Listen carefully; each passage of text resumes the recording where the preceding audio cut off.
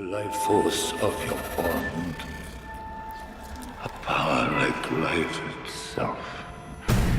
Unseen for generations. A dyad in the force. How's it going, everybody? Welcome back to another episode of Dyad in the Force, episode 168. The one where we talk about the Omega job, Ocean's Omega. What else? 310 to Omega. I can't think of any heist stuff. The Italian Omega? I don't know. Yeah, I mean, that's what I was going for with the Omega job. Yeah, what's going on, Choco? Another week, another 7 days of life. No, I was like, where is he? Where is this gonna land? No, I mean, I'm not gonna lie, I'm actually pretty tired. I spent the whole day in Mexico today. So it's funny, I had a dentist appointment recently, and it was like, I mean, I hadn't gone to the dentist in a long time, just insurance and stuff, and like not having any for many years. Anyways, there's going to be a lot of stuff to fix, and so we also have one in Mexico, so I went to go check them out. And you know what? Like, for one thing, I have all my wisdom teeth in. You know how much it's going to cost for me to get my wisdom teeth out? $4,000. In Mexico, it's $230.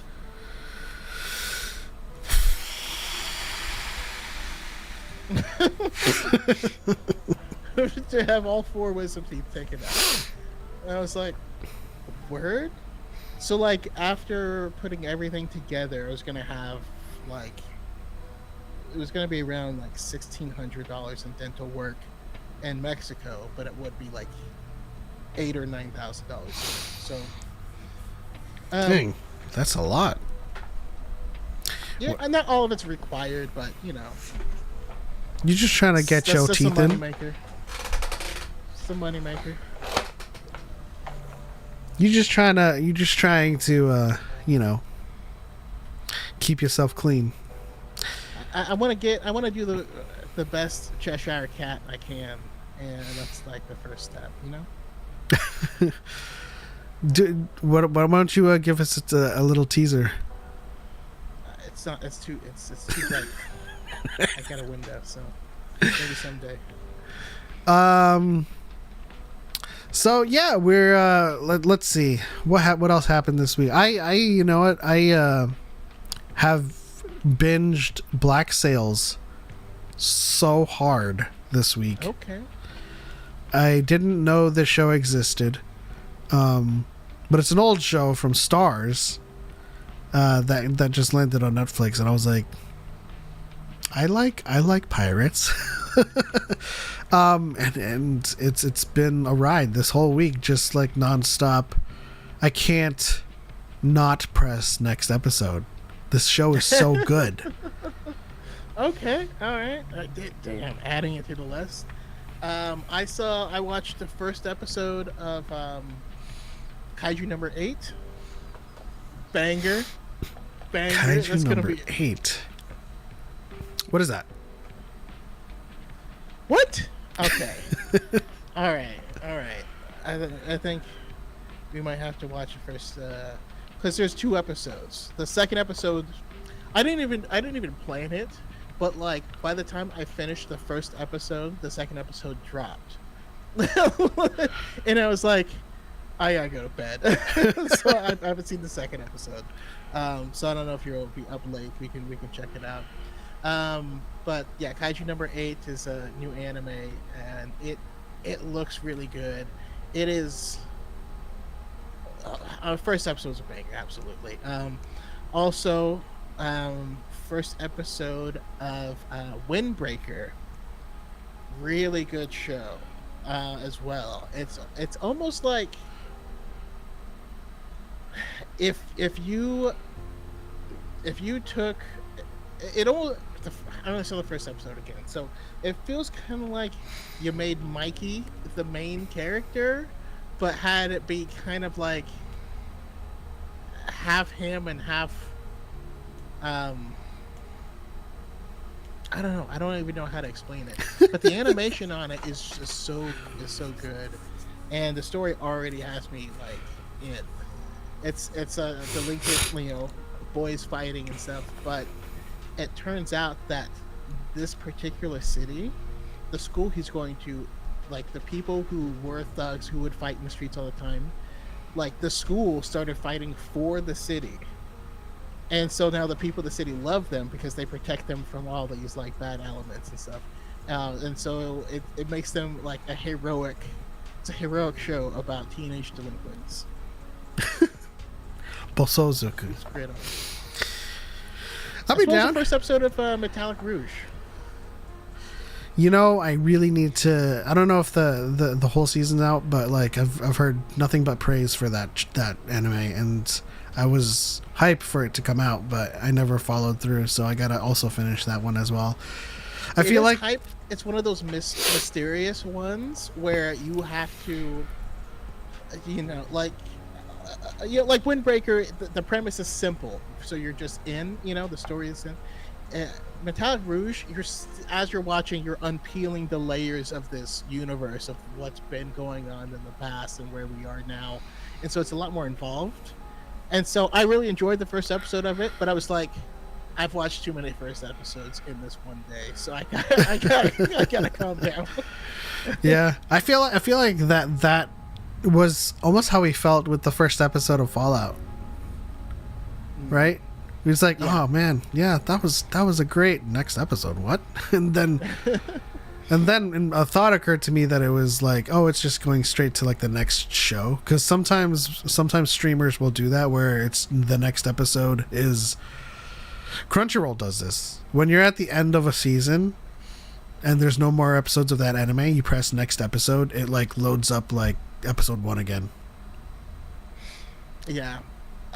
Actually, the worst one of those is Hulu. Like you get to the final episode, and then like it'll be like play next, and you do, and it's just a different show. Yeah. So, and it's whatever the algorithm thinks you'll like. So like I would watch, I don't know, some type of comedy, and then like the next thing would be like Brady Bunch's Hawaii Adventure, and I'm like, what?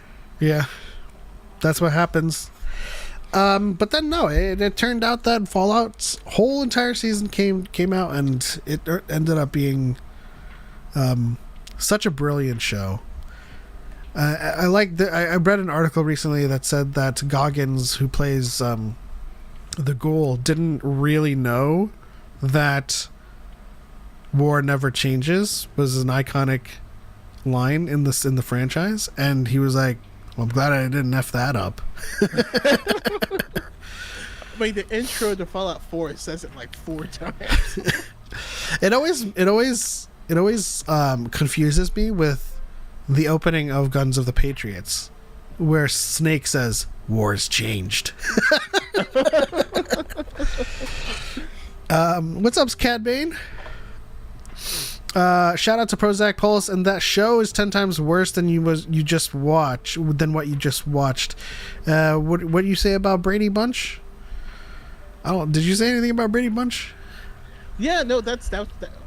I just remember specifically there was a show that I was watching. It was a comedy. It was probably like Brooklyn Nine-Nine or something like that. And then whenever I would watch the last episode, the next show that would start was a Brady Bunch movie in Hawaii, where they found like an evil tiki thing or something. I don't know. The Brady lay? Something like that. I would never say that, and I'm not going to. Hey, we're all adults here. We know what lays are. They're chips. Oh, yeah. Or flower necklaces. You guys gonna be reading the new Inquisitors comic that's been announced? I mean, eventually I feel like I'm gonna read everything, but this season has been rough in terms of keeping up with everything. I feel like the pandemic really spoiled me with the amount of time I had to just go off on everything. Like, I remember when we finally got Light of the Jedi, and it took me 3 hours and 10 minutes or somewhere around there, and I posted my review of it that 6 a.m. and I was like, I read this, and then like, it just came out. I was like, sorry. And that time I wasn't even getting early reviews. Yeah, those before we got early Yeah. copies. Oh man, no, I was actually talking with Luke at the Pod Ones podcast about this because, in general, I have felt kind of disconnected from the community at large. Mostly, I mean, it's been my own duty, my Same. own doing. I haven't there's posted been- in a week. But at the same time, my work has been so busy and all this stuff. But when we look back at it, it's been hard to come back after the strike. I think that's a big part of it is the momentum after the strike. There's certain companies we weren't talking about, and so we got used to talking about other things or getting into other interests. And I don't know. I think that's part of it as well. But I definitely, there's definitely going to be a lot more Star Wars coming out of this individual here. We are glad to be part of the upcoming Podathon, and so there's a lot of us podcasts who are going to be putting on it's a massive stream. All proceeds and everything go straight to the Make-A-Wish Foundation. It goes to a really good Yes, cause. sir. And it'll be a lot of fun. So yeah, there's just gonna be more Star Wars coming out. And at the same time, with the sentiment of feeling kind of disconnected from the community, we have, in fact, in about 2 weeks, a community gathering in Anaheim that is just contrary to that feeling in all regards, because I have to make this. I say have to, but I feel like they're setting us up to do it. I feel like I have to make a speech about it. And I've been thinking about how I'm going to say, if you were to ask me that we would be doing this like 3-4 years ago, I've been like, nah. But everyone's there. Everyone's showing. I mean, they've booked flights, so they have to show up at this point. It's like we have a captive audience, but we're also putting on a huge Bad Batch finale watch party as well. So we're going to be able to capture a really profound moment to show to people that these are real, like, fans that love Star Wars. And when we get into Star Wars night and show everybody just like having fun, we're gonna get a lot of replies of people saying stop having fun. But we gotta keep on keeping on. We gotta keep showing them, like you might think it's all fake, but at the end of the day, you're the one that is crying foul over other people just having fun and chilling. Yeah, to quote Chris Brown, how you gonna hate from outside the club? You can't even get in. And to that regard, I've always made the analog that they're people looking into looking in a window and seeing people having fun, and you're like, I didn't even want to go there in the first place. I'm like, really? Cad Bain says, I'm in the same boat. Haven't been able to catch up on comics because I've just been too busy. It's I think for the most part, the pandemic, even for people who were really busy with work, we're still kind of like working from home for the most part because the world was shut down. But there's so much more to do now. I mean, even then, like, the pandemic changed streaming media for one thing, but there was a period where all shows and things were all shut down. You know what I mean? So there was no new shows coming out from anyone. There was no new anything, companies were releasing old movie products that they scrapped, like a couple years earlier, and so I think that also helped with like, what doesn't slow down? Books, because you can still write books in a pandemic. The force is So, strong with this one. Lord Bloodsith subscribed to the Dyad. Hey, thanks for the subscription. Let's live. Yeah, thank you. I gotta move this back up so it's in front. I forgot about that. Yeah, thank you for subscribing. In that regard, also, the lack of content to cover meant that for the first 2 or 3 years of us and our emergence was talking about Star Wars lore, and people were thrilled and kind of jumping at the chance to learn about this stuff. And we spent all that time building our credibility because, for the most part, we were the only ones citing sources and telling them, hey, this is where this comes from. This is the page. This is the text. And now it kind of feels like it kind of feels like a job. And I'm not saying that I'm stopping, but like every time I have to repeat a video, I know why I have to repeat a video. It's because my videos of the past 3 years haven't been seen by the entire world. So there will be people who haven't, consumed it.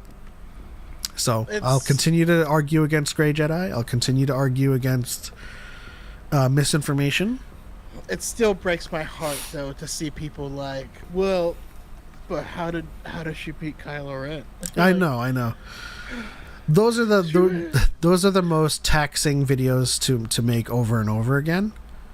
But it's still, and while we understand that those videos have to be made, it's still being like, man, we talked about this.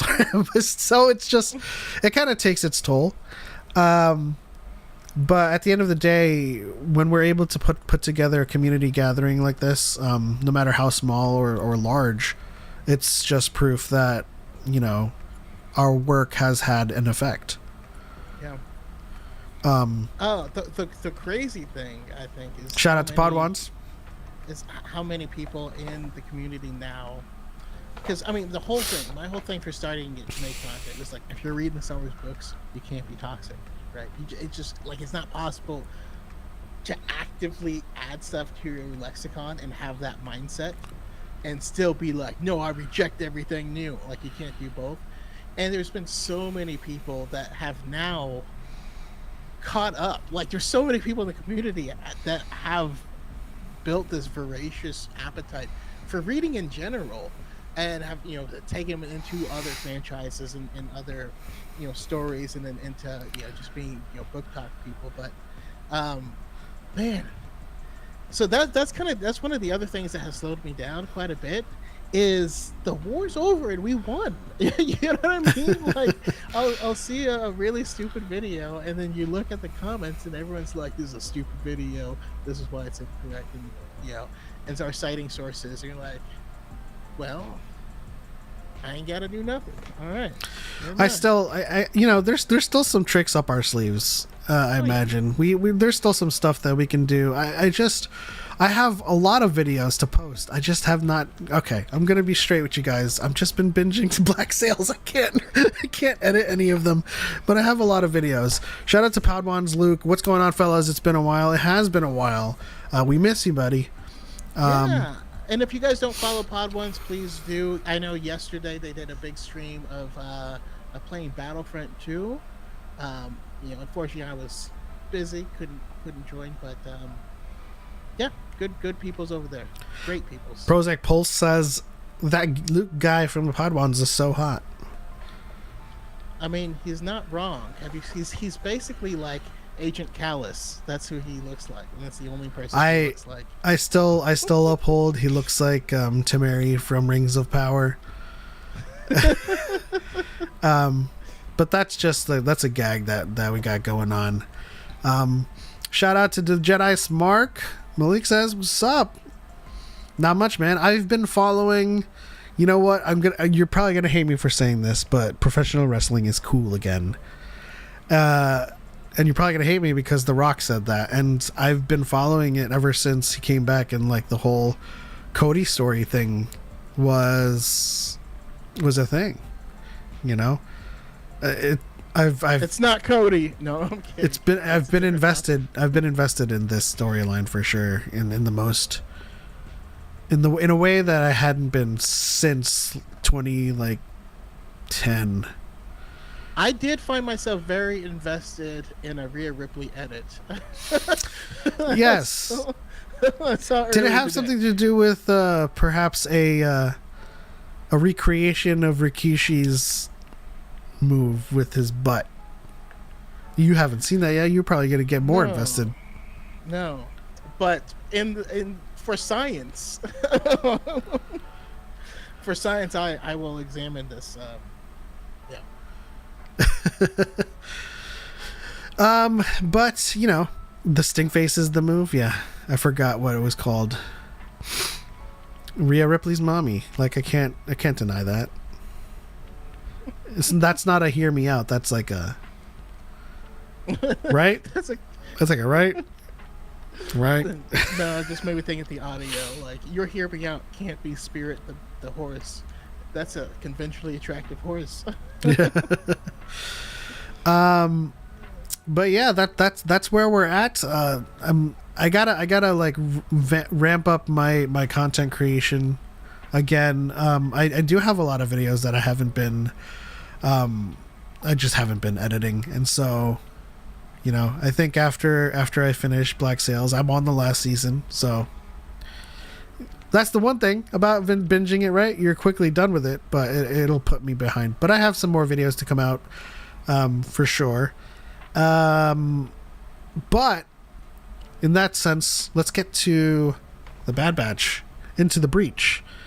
Once again, this is a very short episode of Dyad in the Force. I do have a birthday to attend. But what happened in the Bad Batch, Into the Breach, Choco?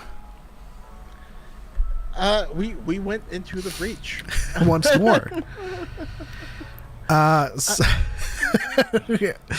So if you don't remember, the team had to infiltrate a way station from the Empire in order to retrieve the navigation codes to Tantis. However, they found out that stuff is directly uplinked to the vessel right before they launch. And so we had a little bit of a infiltration episode with them. They were able to attach themselves to the medical frigate and are on their way to Tantis. But I think the main takeaway here is Rampart. I'm just kidding. I mean, I hope you take him away. Get it? No? Okay. No, the whole Rampart thing kind of reaffirmed my belief from Obi-Wan. You remember the scene when Obi-Wan had Leia in his coat and he's like walking out the door and everyone's like, this is so stupid because like people could see it. But like, if you worked on an Imperial base, you would see that and be like, man, I ain't getting involved. Like, That's true. On break. I'm going on break. So like having him walk up and just be like, hey, you know what? If you don't like this, you can take it up to Tarkin himself. I'm like, all right, dude, just go or whatever. Like, everyone has so much bluster and everyone is so afraid of everyone else. Like the bureaucracy of the Empire is the true winner here because it's so tangled that like, and also the fear of like all of a sudden, you know, your career is over or you get shot out in airlock. It's just really funny to me to like put that into context with all of the other Star Wars projects.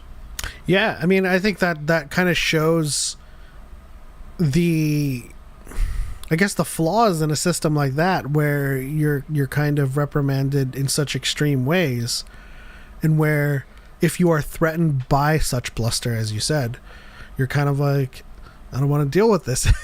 So at the same time, you're kind of put forth to uphold such a large machine that is the Empire, but as a smaller cog, you just can't. You're not willing to do more than be a cog. In which case, when someone's like, I have a very important mission from Tarkin himself. Now, you can call him if you want to confirm. And then you're just like, well, why would I do that? I don't want to talk to Tarkin. Jesus. Fine. Do your important mission. I like how the way you say Tarkin threatens to bring you into a Christopher Walken accent. I have a very important mission.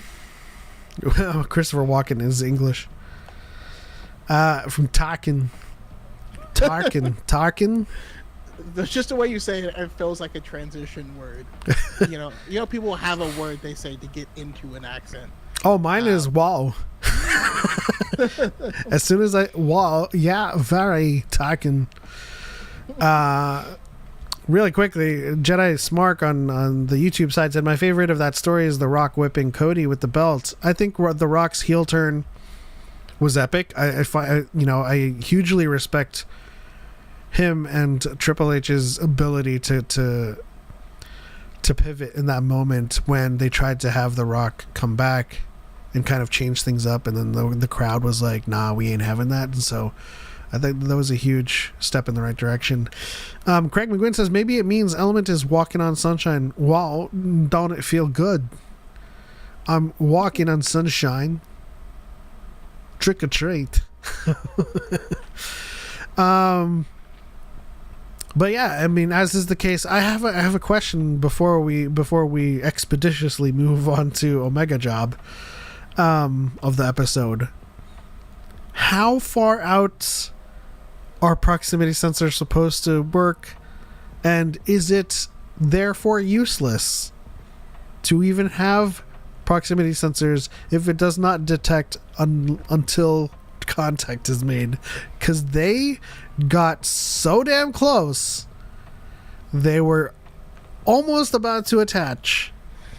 Well, okay, yes, it's. I mean, what I imagine myself is that the proximity sensors are mainly to make sure that you don't collide with other ships, because you literally can't see them behind you or above you or below you. Like even your viewports are often useless, and you have to do by screen. So as a defensive measure for, like, I don't. Proximity sensors, I think, are different than like proximity alerts, where they turn on a security system to watch for incoming traffic in general. You know? And I mean, feel like they're already in the Coruscant system. There is stuff flying around them all of the time. I think the only thing they would have to worry about is direct collision. That's where I stand on it.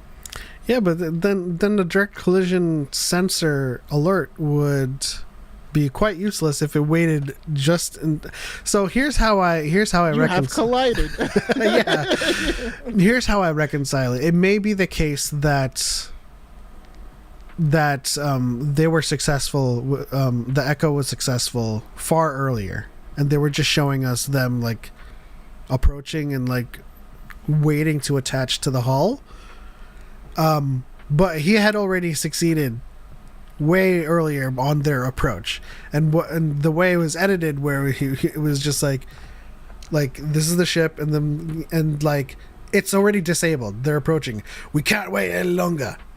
It's already disabled, but then what we're seeing is Echo still working on it. Save. So I think they edited it in a way where it looks like the proximity sensor didn't give a fuck until the contact. Either way, the way that they built up tension in this episode, I thought was expert level. Yeah. No, agreed. Because it was hype. It was hype enough that I was truly angry when the episode ended. Yeah. That was a gut punch. That it was like, well, we're done. So Young says, so you're saying they edited it like how cooking shows are edited? Most likely. I feel like in order to maintain the fantasy that such a vessel would have a proximity alert or sensor, that it wouldn't just work on contact. Like, someone's touching your ship. How did we not see them approaching? It's like kind of like that. Just like just like black sails when you're out in the open ocean and someone's up on the mast and they're like, sails. You can spot them. But that's how I reconcile it. Sail. Oh, see, that's the thing that I was going to attribute to the Kiners. Is the episode was so hype that the way it angered you and me at the end was because they didn't end on such a like a continuance of soundtrack. It ended the way it ended with a regular episode. So it was like hype. And then some of the episodes that present more somber tones just goes into the credits with that somberness. Ding, ding. It's kind of like hearing the Undertaker's theme and the episode starts. You're like, wait, is he about to come out? Like, hey, shout out to ND Wise Guy. How's it going, Nick? Nice to see you. Shout out to Orchata Hooligan. Oh man, Orchata the friend. I want some more chata now. Oh my gosh. Sometimes I cheat it and get some really whack ass horchata by eating Cinnamon Toast Crunch and then drinking the cereal milk. It ain't the same, but it's kind of close. No, I again, I was in Mexico earlier, and like just stopping for food is just fantastic. What did I get? It was like the ribs with the edible cactus bits and like a carne asada taco, and like it was just so good. Where they make all the tortillas right there. It was fantastic. Man, can't wait to go back. Young says, I need to watch Black Sails. I'm re-entering my parrot era. Listen, I've been like, as TikTok reminds me that I've been inactive at the freaking on the stream. Apologies to anybody that bled from the ears from that. I don't know why TikTok thinks I'm inactive, but whatever. So Young, this past week I have just been binging Black Sails. It's such a great show. And I can't stop. I literally ended an episode before I started prepping, and I was like, and it was like 3:30, and I was like, can I get another one in? No, I couldn't, because there's so much I have to do to set up to go live. But just the thought of like squeezing in another episode is just how good it is, and yeah. It's such a great show. I have to ask Young. I mean, I don't know if it's a secret or not, or if I haven't been paying close enough attention. What is the Disney bound that you're planning? Are we allowed to know? Shogun 2. Shogun's a great show. Shogun, I gotta catch up on that. So the other thing that's been, really pulling at me is video games have just been really good lately. Mm-hmm. And like we're about to get more Destiny content. We're about to get Fallout 4 is coming out with a next gen update.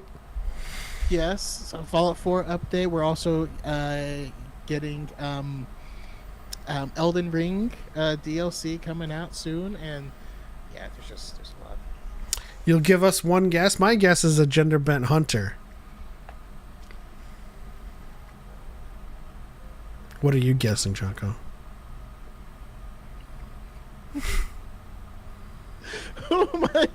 My first instinct was like, should I go racist with this?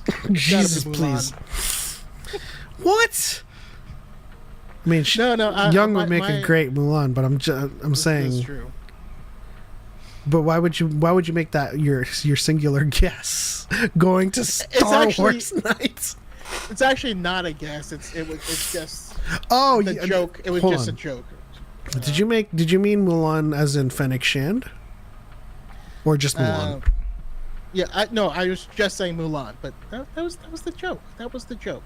No, I was imagining her also going as Hunter, but you already said it, so I had to say something else. You don't have to say something else, man. We're the Dyad. # reunite the Dyad. Let's see here. I wonder why none of the... I'll shave my head and do Mace Windu.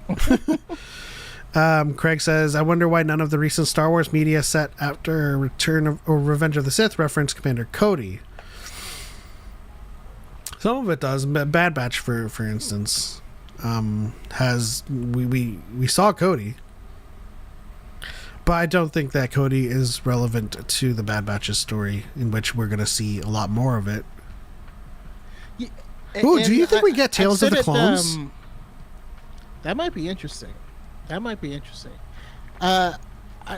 will say though, and once again, I feel like this is something we do as fans. I don't see a project where Cody would have been organically mentioned, to be quite honest. So not that he's not cool or not important, not fan favorite, not beloved by people. But I don't want to see these characters used as cheap cameos, where it's just like, insert Cody here into this, where like he's just hanging out in Jabba's palace in the Book of Boba Fett. It's like, hey, you're like, why are you here? I don't know.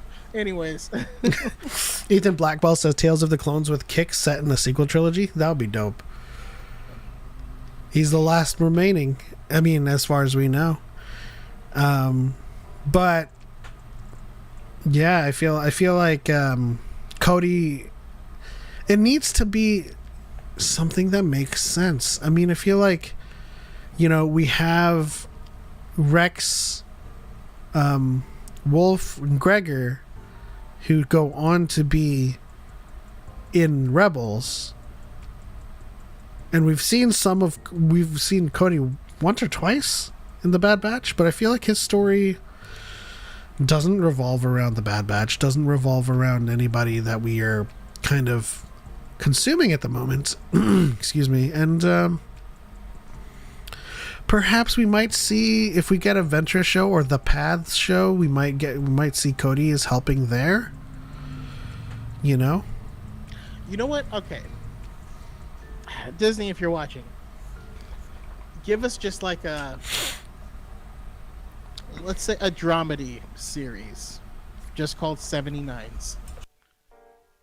It's just 79s, right? It's the clone bar, and that's where we stay, and we stay with the members, who are working the bar, and we get to understand and hear the stories of people through their experiences that they share when they're at this bar. And that is where we could get more Cody stuff. Yeah, it's Cheers, but it's clones. Do you think that there's a clone named Michael Scott, and when Order 66 comes on, he's like, oh my god, it's happening! It's like, what are you talking about? It's like, good soul, just follow orders. No, I'd love a Tales of the Clones too, and especially it works in that regard with 79s. Everybody knows your call sign. Because Tales is, of course, in its conception, the Clone War stories. So whether it evolves to tell stories outside of the Clone Wars remains to be seen. But if they stick to it, we could have an episode about 79s and everybody inside there. There's a lot of stories, but people, y'all hate me for this, but I want Dexter Jetster to be the actual owner. Like, he owns he has a couple restaurants. Yeah. And so he's just back there working, and so we get a lot of cameos from him. I'll accept CX2 as Cody. I won't be happy with it. CX is Tech. Cody off doing some wrestling, right? Probably. That's true. Cody, finish your story. let's talk about the Omega job. Now, outside of the breach, outside of them attaching to the frigates or the vessel to make their way to Tantis, Omega's doing some work inside the vault. And it's an interesting kind of turn of events because we've been seeing how much Omega has grown throughout the season. To the point where she's kind of taking charge and also kind of equally a part of helping Crosshair escape. You know, no longer a liability, a full functioning member of the Bad Batch. Yeah. And now she's alone with no Bad Batch, and she's making things happen with the specimens, as they're called. Yeah, I mean, it was interesting though. So part of me was like, yeah, you might be playing a little fast and loose with the lives of these children, but like, but it's still we gotta get them to safety, so it is important. But just how cavalier she's like, okay, so this is a map of this room that we're currently in. Let's like, using blocks and stuff. Yeah. But you know the shades of Andor in this episode is what really got me because it really did feel like a similar, prison system. They obviously the floors wasn't electrified, and they wouldn't be able to do something like that because of how valued everyone in there is. But it's the lengths that the Empire goes to get what it wants and force people into the submission is terrible and awful, and it's really sad. But I did love to see Omega separated from the Bad Batch, right, where we get to see her just holding her own, just by herself, and she's honestly kicking ass. Yeah, and the confidence with which she carries herself too. Like just talking to the other children, like we can't get out, and then Omega's like, I can. Well, also we always see her with the Bad Batch, who are all significantly larger, but seeing her like just juxtaposed against these other children, she's a lot older than she was before and has matured a lot as well. So I think that's fascinating. And how are they going to convince Emery to help them out? Or is it going to be something as simple as Emery stumbles upon their plan to escape and chooses to do nothing? Or maybe what are you thinking? You know what? I'm definitely along the same trajectory with Emery playing a huge role in their escape. Whether or not she helps or does nothing, I can't really say I have anything definitive. But we have a whole episode called Identity Crisis where what was the purpose of that other than to show just more of what her responsibilities are in the facility. I think there was more to that. I think showing an episode of Identity Crisis and having her see what they're doing to these children and kind of having that reluctance, whether internal or not, is bound to have a payoff narratively where she acts on these kind of like strange voices in her head or more morals where it causes her to either do nothing or abet the escape. But there's no... All right. Oh, sorry, go ahead. I was just saying, but there's no other option other than that. I mean, we could possibly see Cad Bane, Ventress in some way, shape, or form. I don't think it makes sense. But I do think that Omega doing this needs to be done solely by her. It needs to be a success by her, and not by anyone else. And when I say that, I mean Emery can help, do nothing, or just enable it. But it has to be pulled off by Omega herself. Yeah. No, agreed. I do have a question for you and for the chat. I think it's a very important question. So this being a prison escape, there was also some shades of Shawshank. And so like my other thought for Emery was that they escaped through the breach, and then she comes up behind him and hangs up a poster to hide the hole. And so my question is, in the Star Wars universe, what poster is hanging in your prison cell? For Andy Dufresne, that was Rita Hayworth, if I recall correctly. Mm-hmm. I'm unfamiliar. Does Star Wars have any analogous pinup models? I'm so like the first thing that came to my head was Size Noodles, and not for the reason of that not discount Bo-Katan reasons. No, but just kind of like we have like performers in the Star Wars that we have met before. We have the modal nodes and Figrin Dan and Rebo and Sice Noodles. Yeah, so we don't necessarily have to go to performers. Just anyone in the universe. I mean, my first thought went actually to because there was a clone ship that had Padme painted on the front of it. That's true. That was a thing. Anakin got a kick out of that. I'm imagining that young cell has Hunter hanging up in it. I'm gonna guess that Kenny's cell has Ventress. But I feel like who's making these posters? That's why I'm thinking of performers and kind of like celebratory figures in the galaxy. You know, why would they have a poster of any of these characters, like just like a poster? You know what I mean? Like, I can imagine a valid answer to someone who follows me would be like, of a poster of Dyad in the Force.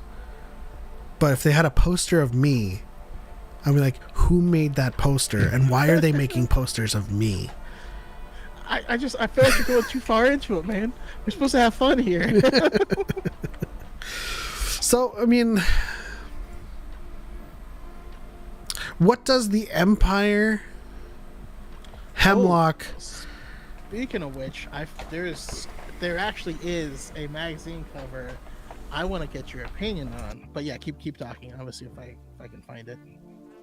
What is the Empire, Hemlock, and the staff of Tantis? What poster do they are they going to look at and deem it appropriate if she does hide the hole, but with a pinup? Do they see a poster of like Palpatine and propaganda and they're like, fine, that's appropriate? It's a poster of young Palpatine. I mean, James Kenobi in the chat said Palpatine in drag. Young said the calendar girl Palpatine. Again, who's making these posters? Don't worry about who's making them. Just enjoy them while they're here. Yeah. Can you imagine how that conversation goes? It's like, Emperor, there's someone here to see you. Show them in. And then the person's like, okay, hear me out. I'm missing a February model. And Palpatine is like, yes, unlimited power. How does he pose for the month of February? Or is he actually a different month? Leave it in the chat. What month does Palpatine model for? I know in Young's, yeah, I think you said it. Young's cell would have Hunter in it, right? I still come back to who's making these posters. I can't shake it. The only posters I would see or that I would realistically imagine be like existing are propaganda posters. You know? Okay. Well, then, if that's the case, then the obvious answer would probably be Padme or Leia, because they would have pictures up and available. Well, you know what? Depending on the time period. Greg says, how would Choco expect the prisoner to get rid of the materials within their cell as a result of digging that hole?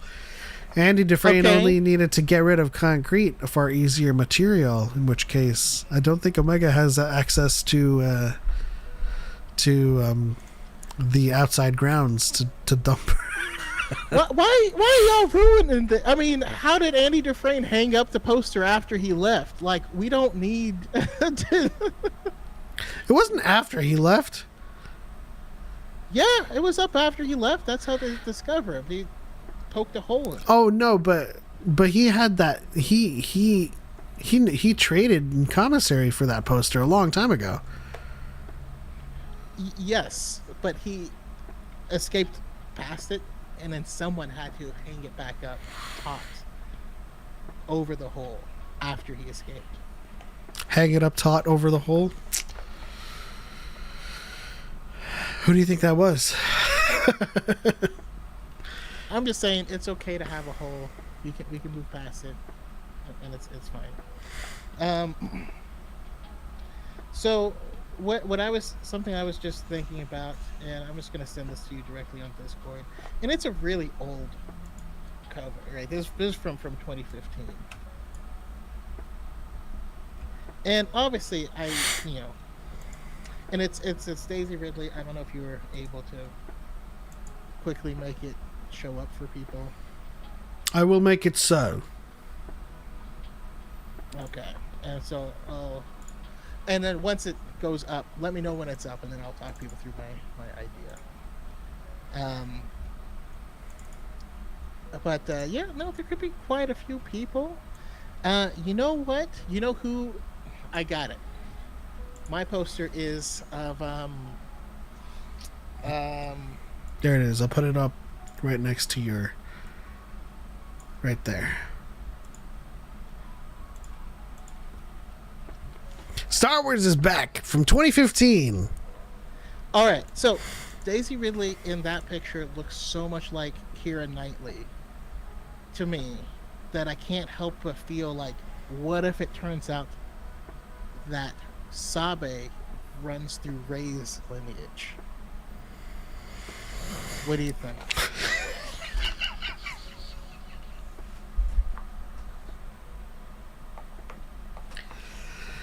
I'm only laughing because I think it kind of makes sense. I just think it would. Yes, I'm all for it. Let's not make the universe smaller than it needs to be. But if you wanted to have that through line and wanted to have it like kind of poetic, in these pictures specifically, I see a lot of Keira Knightley. Oh, I've always kind of seen a lot of those resemblances, and in Keira Knightley we see some Natalie Portman, which is why they used her. Daisy Ridley does have that continuing kind of British look. I think it would be interesting. Well, I was going to say, my poster would be Rystal Sant. I was having trouble remembering your name. Rystal Sant, the half-Thelan dancer from Jabba's palace, who inspired the creation of the character from the Acolyte that Daphne Keane is going to be playing.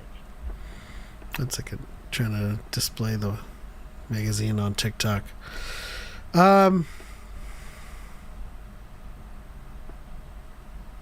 I don't have an answer for you.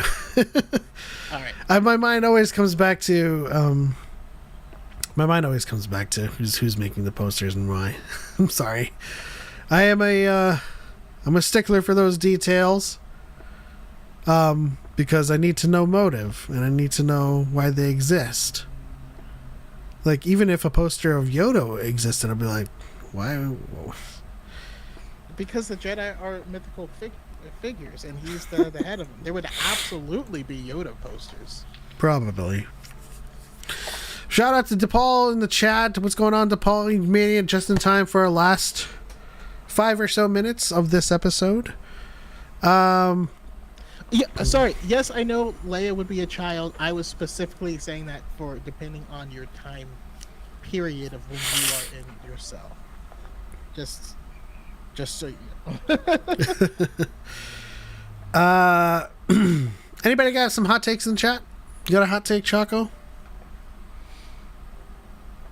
I had one until someone put up the comment Palpatine in drag, and then that just kind of erased a whole bunch of stuff I had in my mind. As it would, you know. I don't have a hot take. I do have a comment, kind of building off of what you were saying earlier about you can't be toxic if you read books. Because 10 out of 10 times that I've made a High Republic video and somebody said the High Republic sucked or this book sucked, I'd be like, you didn't even read it. They always, all right, not 10 out of 10, maybe 8 out of 10, the response would be more likely, you're right, I didn't, but they still suck. And I'm just like, exactly. You didn't read it. So you don't know what you're talking about. That's which is why I love how all the hate for what's his name? Our favorite rock. Oh my god. Geode. Yeah. So the picture for Geode didn't come out until like a year after the book. So anyone who hated on Geode, you know they didn't read it. Yeah. Because there's just no way. Yeah, it's just funny. Like, oh, it's because you don't know what you're talking about. And okay, here's. Oh, go ahead. I was just gonna say really quickly, and that kind of is evidence, or not evidence. It kind of like frustrates me that like you'd be so gung ho about the expanded universe, the old one, and be totally in denial about today's expanded universe, the books. I just think it's dumb to hate on a book that you have no intention of reading. You were smell profit. behind. Conspiracy Cantina super chatted a $5 ramen drop. I just want to hear this be said. Also, who's excited for Dickon? Raise your hand. Man raising hand. Are you excited for Dickon? Thank you for that, DePaul, for the $5 ramen Very drop. excited. Very excited for Dickon. We have to plan our Korean barbecue outing. I asked Choco, he didn't respond. I'm trying to get Because I don't know yet. I'm trying to gauge who's going to be around that early on May 1st. Now, obviously, I'm local, so I'm going to be driving down as soon as I can check in. But you know, since we have the opening party at 7 and our watch party there, it would have to be, and we're only allowed snacks in that as well, so we would have to kind of venture between 3 and 5 p.m. for a Korean barbecue. And so I'm trying to figure out who exactly is going to be in at that time to do so, to join us for the Korean barbecue. I mean, so one, I'm always down for Korean barbecue, but This Korean barbecue is all we've done. Right? no, I mean, it's just something I'm always down for. That's why we've done it. Yeah, I still have to make sure, and also make sure to stay in my financial lane, so to speak. So my question though was going to be, I have Master James Kenobi here, who's saying, he needs Muppets in the Bad Batch for the season finale now, and so my question to you is, if you were to take any faction in Star Wars and make it all Muppets with just one human, what faction is it, and who's the human?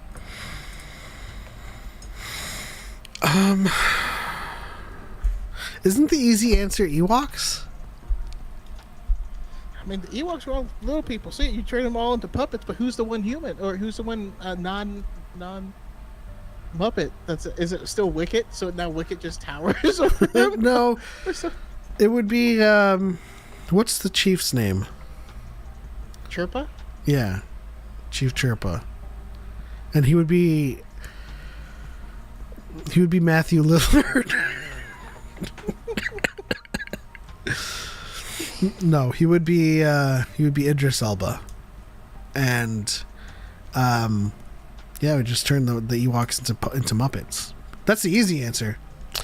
The Hutts, I could think of turning the Hutts into Muppets and having their major domos or their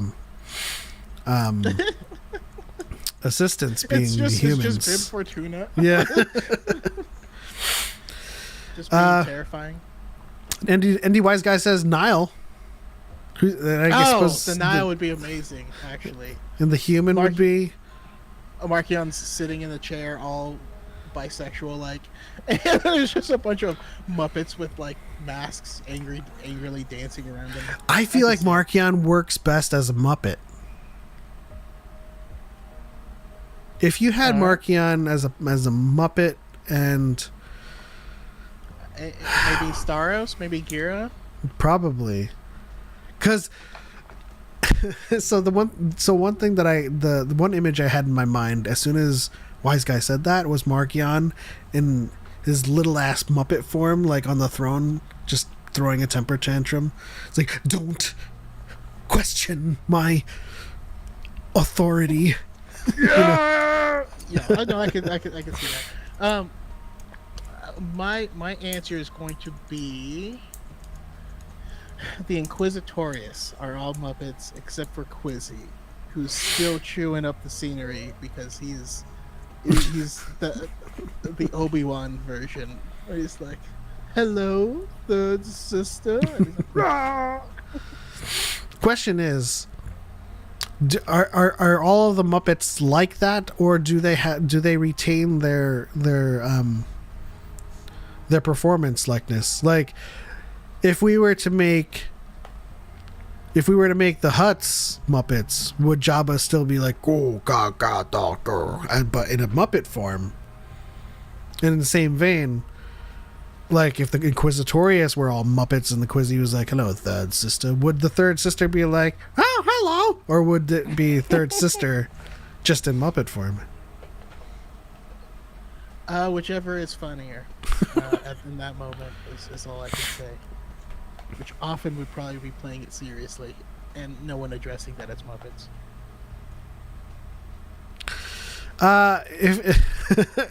If Element feels like he and Choco do Korean barbecue too often, doesn't that mean Choco should give Element some inside info on quality cocoa butter? What is that? I mean, you can't go wrong with cocoa butter. I mean, slather it on. It's all good.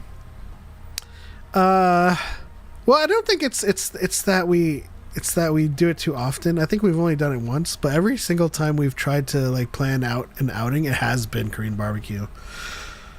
Like the last time was Korean barbecue, and then I think and then I found out that one of our mutuals lived in LA, and I was like, "Hey, we should get Korean barbecue with this." I was just like, one of my family members came back in the past couple of months to visit, and we also went to Korean barbecue. So it's just, I don't know. It's the easiest place to talk over food. It's an easy place to talk over food. It's an easy place to not have to worry about how many guests you have, at least within reason, as well as it's a special event type of dinner, So I think that might be why. But hey, maybe we'll mix it up. Maybe we'll do Brazilian barbecue. Ooh, Mongolian. Mongolian's also fantastic, but Brazilian's where it's at. But you know what? That might be. No, we're not doing Korean barbecue. I feel like that might be too heavy to start our adventures with. You know what I mean? I don't know. DePaul wants Korean barbecue. We'll figure it out, DePaul. As soon as I find out who's in the area at that time, because the watch along in the opening party for Dickin is largely snacks and drinks, and no Whole Foods. People will have to kind of plan their dinners in that regard.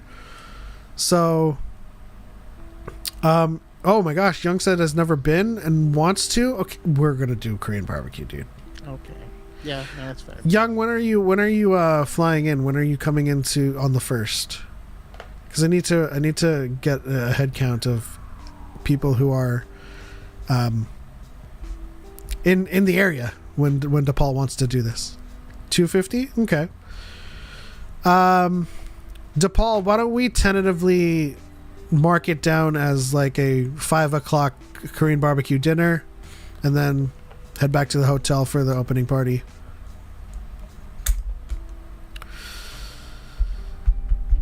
We'll tentatively go with that, and anybody who is in around that time, we'll do a signal flare on the Discord and see if everybody will go for some dinner before the opening party. But guys, that is it for today's episode of Dyad and the Force. I have a birthday party to attend. The conversation as always is amazing. We love you guys. Thank you for tuning in. Young Connor, James Kenobi, Indy Wise Guy, Craig, Conspiracy Cantina, Bye, Connor. Podwans, Phantom, Ethan Blackwell. Thank you guys so much for tuning in. Choco, any final words? Forward into the future. All right, well, I don't know. that's it, guys. 2 weeks away from Dickin or Daikon. Super excited to see everyone there. But that's it. On to the next one. For Lane for Life. War never changes. It'll be the Dickin of a lifetime. We'll see you guys in the next one.